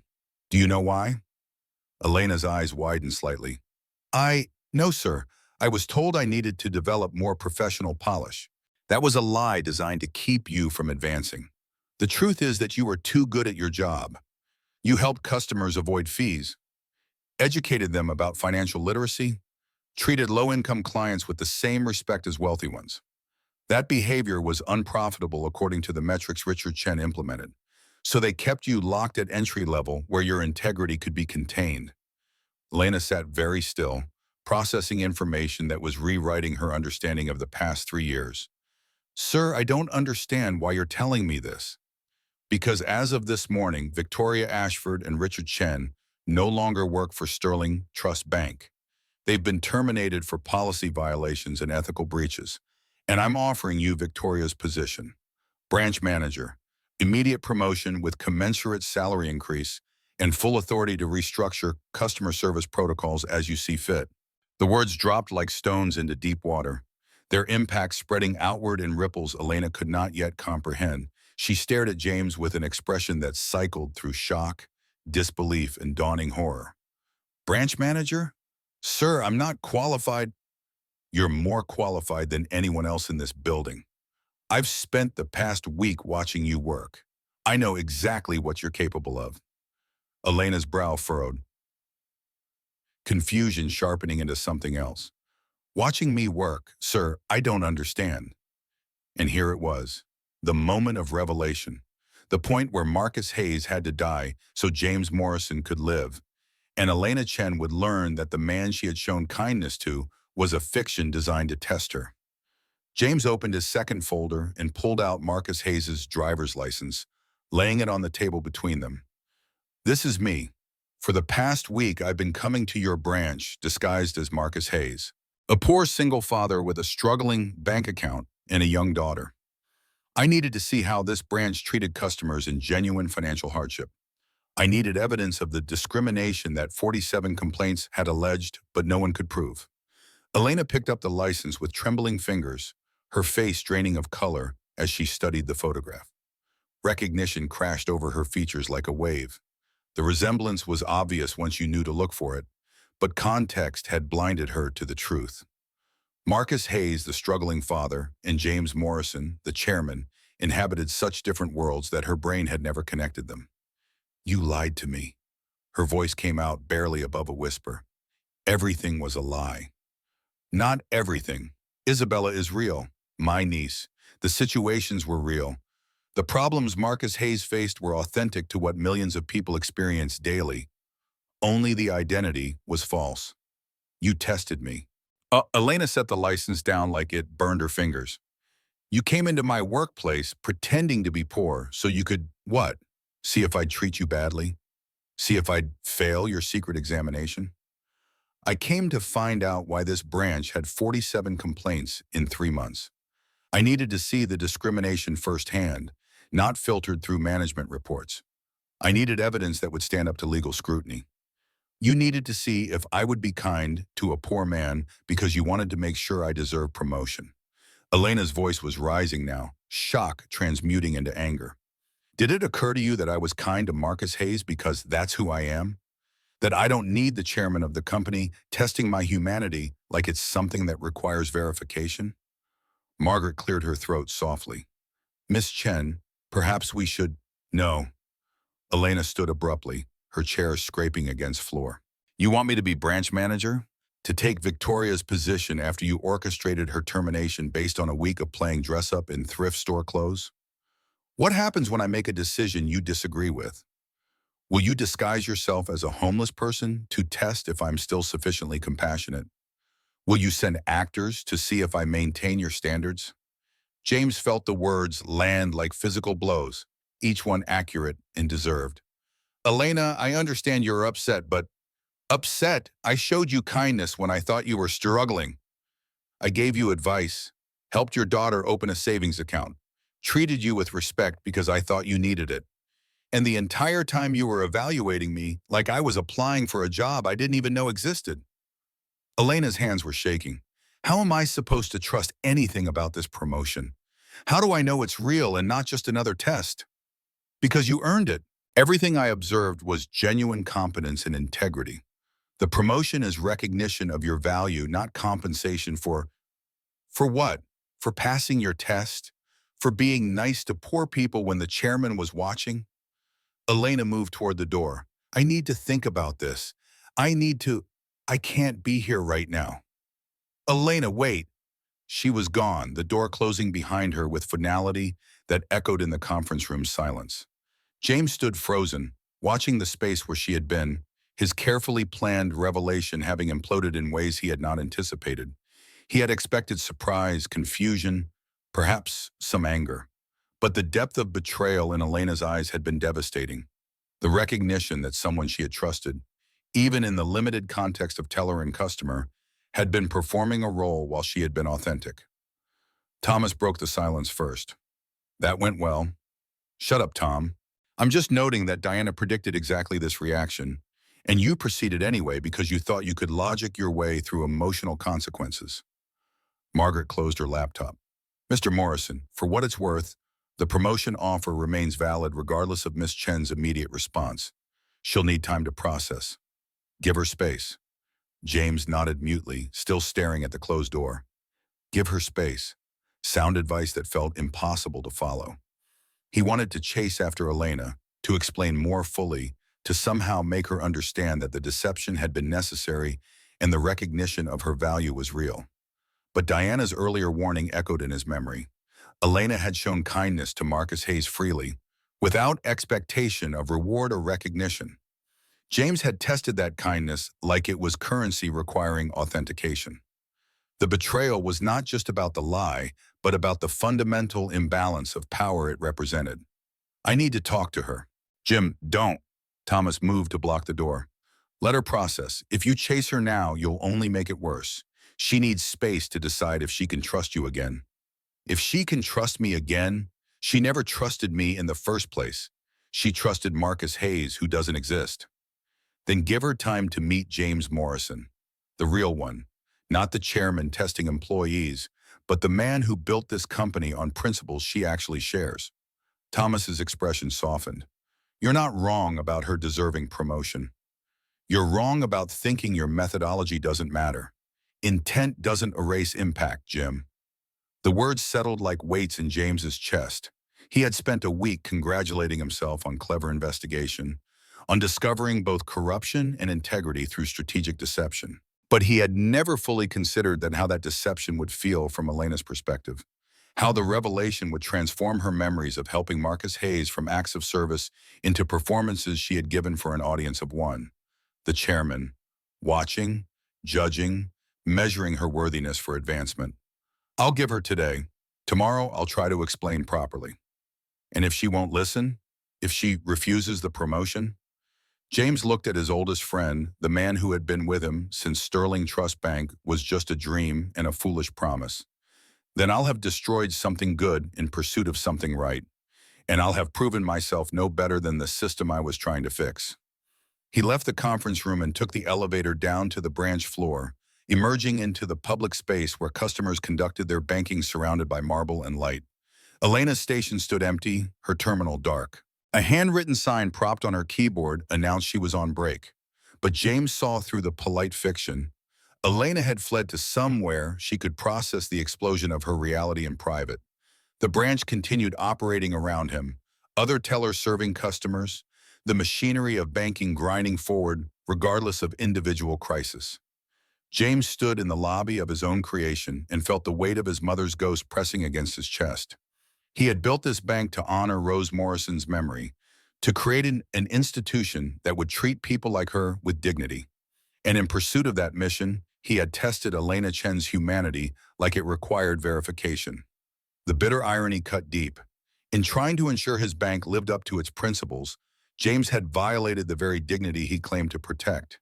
He had made Elena perform her integrity for his evaluation, had transformed her authentic kindness into evidence collected for his investigation.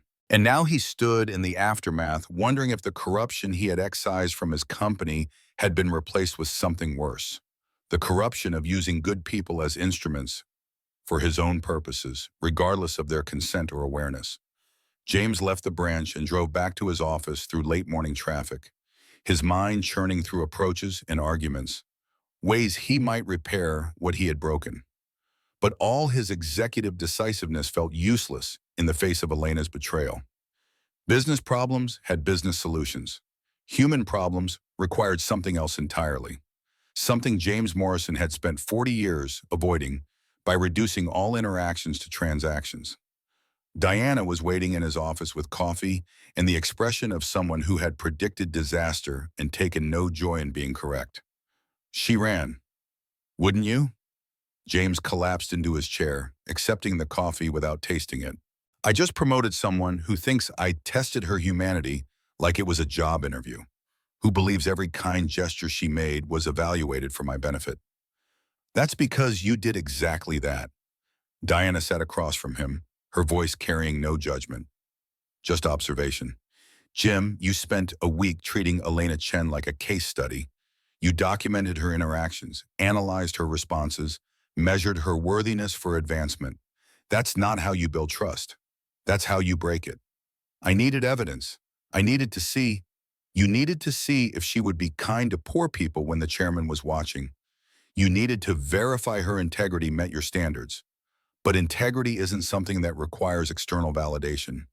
It exists independent of observation. And by testing it, you suggested you didn't trust her to possess it without your scrutiny." James set down his untasted coffee. "How do I fix this? I don't know if you can, not immediately. Elena needs to decide if she can forgive the methodology because she agrees with the outcome. And that's not a decision you can force or negotiate. So I wait. You wait, and while you're waiting, you consider whether your interest in Elena Chen is really professional or if you've been lying to yourself about that too." The question landed with precision, cutting through all James's careful justifications. He had told himself the investigation was about company integrity, that his focus on Elena was about identifying talent for promotion, that the week of observation was purely strategic. But Diana knew him too well, had seen the way he studied footage of Elena's interactions, had heard the tone in his voice when he discussed her competence, had recognized infatuation disguised as professional interest. "I barely know her." "You've spent a week studying her like she's the only person in your company." "That's not investigation, Jim. That's obsession. And now you have to figure out if what you feel for Elena Chen is real, or if you're just infatuated with the idea of someone who showed you kindness when you pretended to need it." James wanted to argue to defend his actions as purely professional, but alone in his office with Diana's uncomfortable truths hanging in the air, he admitted what he had been avoiding. Somewhere between Monday's first visit and Friday's last, James Morrison had developed feelings for Elena Chen, had begun to imagine conversations beyond banking transactions, had wondered what it might be like to know her as himself rather than as Marcus Hayes. But those feelings were built on a foundation of deception. Elena did not know James Morrison. She knew Marcus Hayes, the struggling father who needed help. And now she knew that Marcus Hayes was a fiction designed to test her, which meant everything she felt about that interaction was tainted by betrayal. "What do I do, Diana? You give her space. You let her decide if the promotion is something she wants despite how it was offered.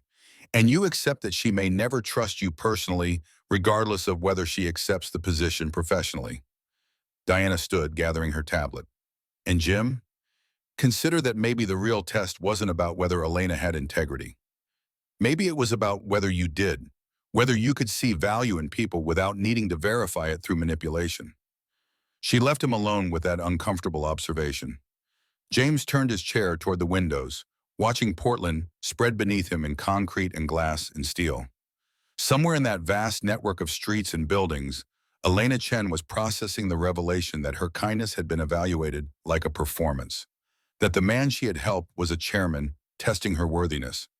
James had spent 40 years building an empire on principles, had created Sterling Trust Bank to honor his mother's memory and prove that banking could serve everyone with dignity.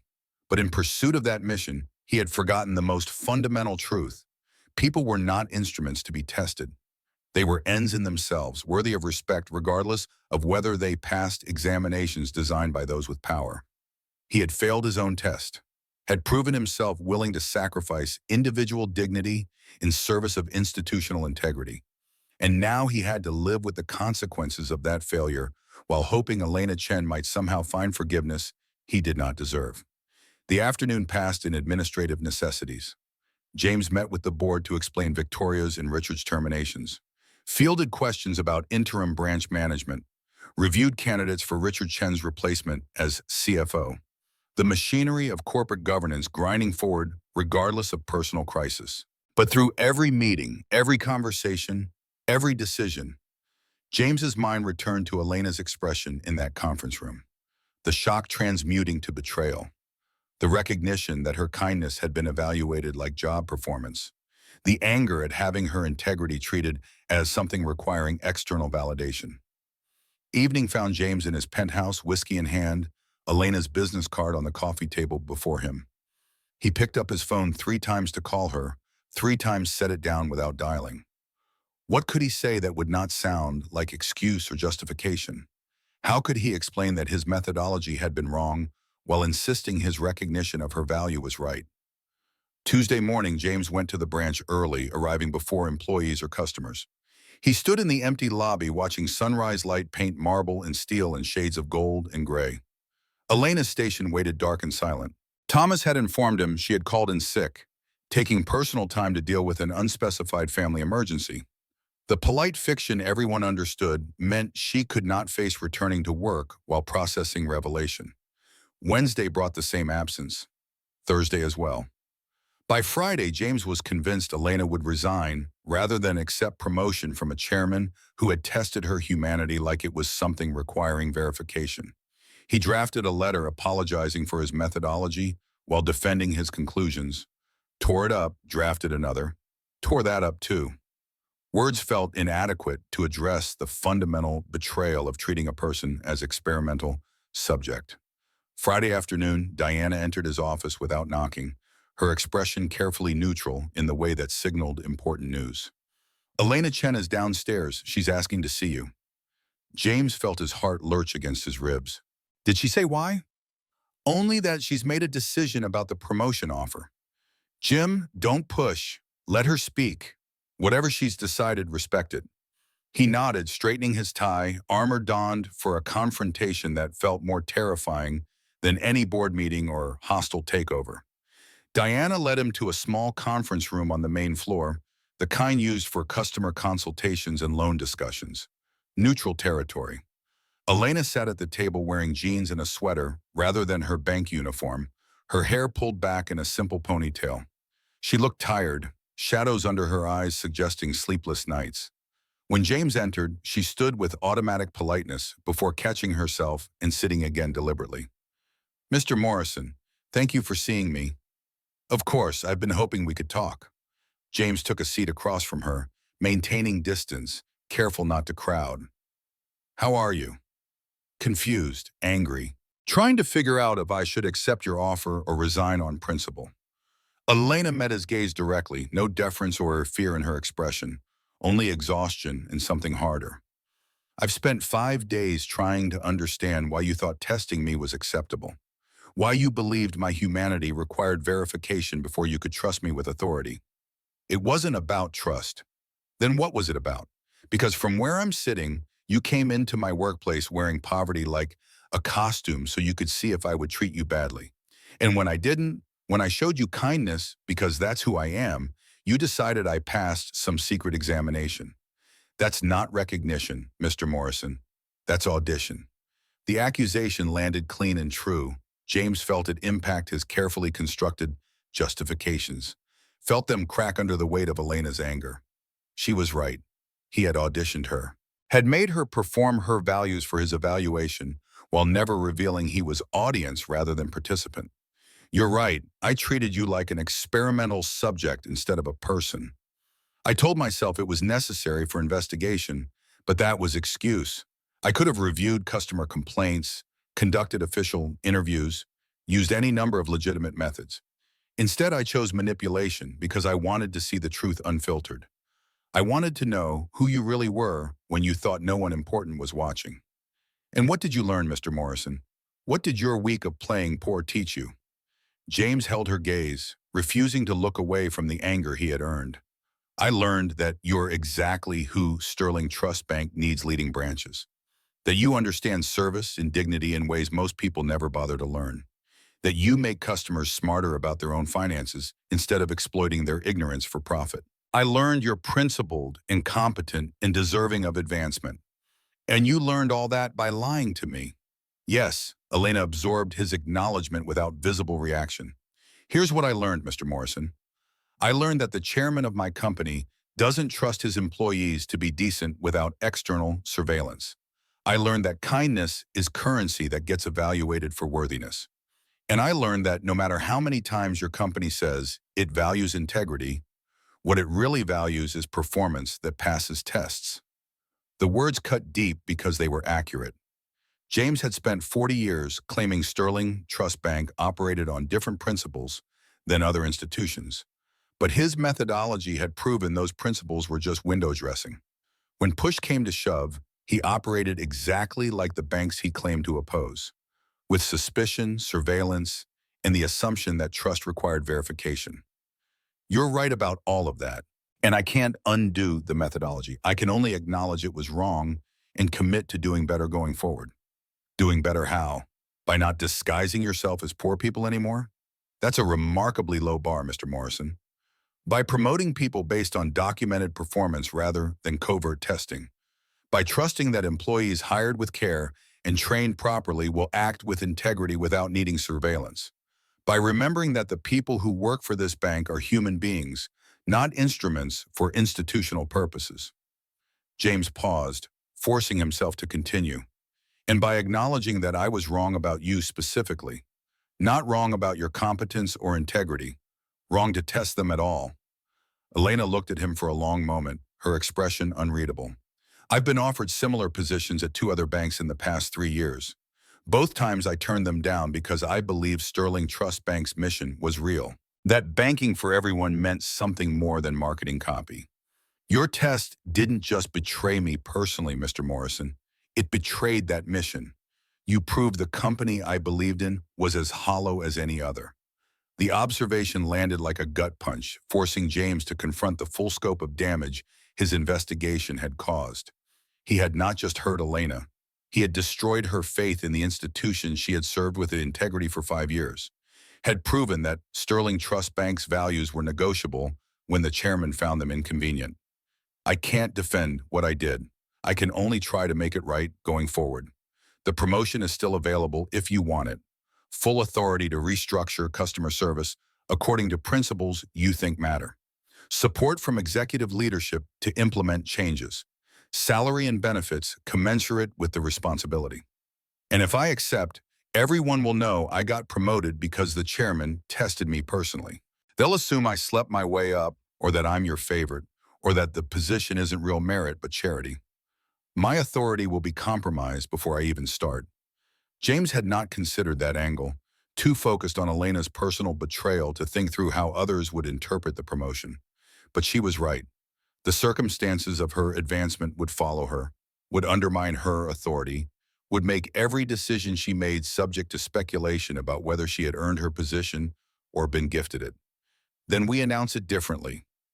We say you've been identified through standard performance review as ready for advancement. We don't mention my investigation. You want me to help you cover up the methodology? I want to protect your professional reputation from damage my choices caused. Elena stood, pacing to the window, her back to James. My father is 70 years old with Parkinson's disease. I'm his only caregiver. The salary increase from this promotion would let me hire professional help, would give him better quality of life in his remaining years. I need this position, Mr. Morrison. I need the money and the authority and the opportunity to do work that matters. Then take it. But I don't want to take it from you. I don't want my advancement to be tainted by your manipulation. I don't want to spend the rest of my career wondering if I earned anything or if I'm just the teller who passed the chairman's secret test. Elena turned back to face him, her expression carrying pain that transcended professional grievance. You made me doubt myself, Mr. Morrison. Made me question whether my kindness to Marcus Hayes was authentic or performance. Whether I would have treated him the same way if I'd known you were watching. That's the real damage. Not the deception itself, but what it did to my confidence in my own integrity. James felt the words pierce something deep in his chest, understanding finally catching up to impact. He had thought the betrayal was about the lie, but the real injury was existential. Elena now questioned her own motivations, wondered if her values were genuine or constructed for external validation. James had not just tested her integrity, he had poisoned her relationship with it. I'm sorry. The words felt inadequate, meaningless against the scope of harm. I can't undo what I did. I can only tell you that everything I observed was real. Your kindness to Marcus Hayes came from who you are, not from any awareness of surveillance. You treated me with dignity because that's your nature, not because anyone was watching. The test was mine, Elena. The failure was mine. Don't let my methodology make you doubt what I saw clearly. You're exactly who you appear to be, and that person is extraordinary. Elena studied him with eyes that saw past the chairman to something else. Do you know why I helped Marcus Hayes? Why I went out of my way to explain policies and offer advice and treat him like he mattered? Because you're a good person. Because my father was Marcus Hayes once, came to this country with broken English and $50, worked 3 jobs to give me opportunities he never had. And when he tried to open his first bank account, a teller laughed at him, told him maybe he should learn English before trying to manage money. My father came home and cried, and I was 7 years old watching him break. Elena's voice wavered but held steady. I became a banker so I could be the person my father needed that day, so no one else would feel the way he felt. Your mother taught you that same lesson, Mr. Morrison, which means you should have understood, without testing me, why I treated Marcus Hayes with dignity. The parallel landed with devastating clarity. James and Elena had both been shaped by witnessing humiliation of people they loved, had both built careers around ensuring that humiliation never repeated.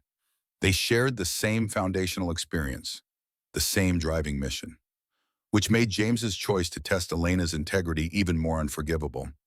He had tested someone who understood his pain because she carried the same wound. I should have trusted you, should have recognized a kindred spirit instead of treating you like you needed to prove yourself. James stood, moving to the window beside Elena, but maintaining careful distance. I can't change what I did, can only commit to being better, to trusting people who share our values instead of requiring they prove them through trials. And if I accept the promotion, what happens when I make decisions you disagree with?